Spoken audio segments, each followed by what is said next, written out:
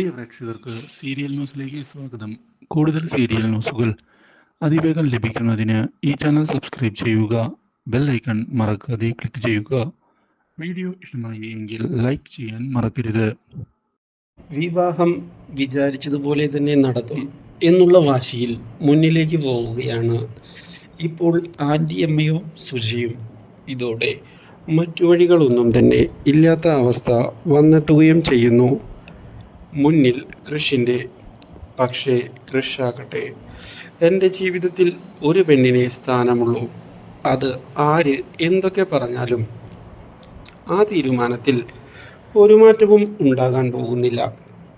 എന്തായാലും ഇവർ ഇപ്പോൾ ഇങ്ങനെ പ്ലാൻ ചെയ്യട്ടെ, പക്ഷേ അവസാന വിജയം അത് എൻ്റേത് മാത്രമായിരിക്കും എന്ന് തൃശ് ഉറപ്പിച്ചുകൊണ്ട് നീക്കങ്ങൾ മുന്നിലേക്ക് കൊണ്ടുപോവുകയാണ്.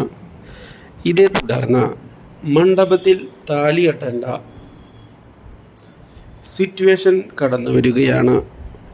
ആഭരണങ്ങളെല്ലാം അണിഞ്ഞുകൊണ്ട് മണ്ഡപത്തിലേക്ക് മാനസ എത്തുകയാണ്. എല്ലാവരും മാനസയുടെയും അതുപോലെ തന്നെ കൃഷിൻ്റെയും വിവാഹം നടക്കും എന്ന് ഉറപ്പിച്ചു കഴിയുന്ന ആ നിമിഷത്തിലാണ് കൃഷ് എല്ലാവരെയും ഞെട്ടിച്ചുകൊണ്ട് കൺമണിയുടെ കഴുത്തിൽ താലി കെട്ടുന്നത്. അപ്രതീക്ഷിതമായ ഈ സംഭവം ഞെട്ടിച്ചു കളഞ്ഞിരിക്കുകയാണ് വീട്ടിലുള്ള എല്ലാവരെയും. കൺമണിയുടെ അച്ഛനും ആകെ പകച്ചു പോകുന്നു ഈ കാഴ്ച കണ്ട്. Do like, share and subscribe.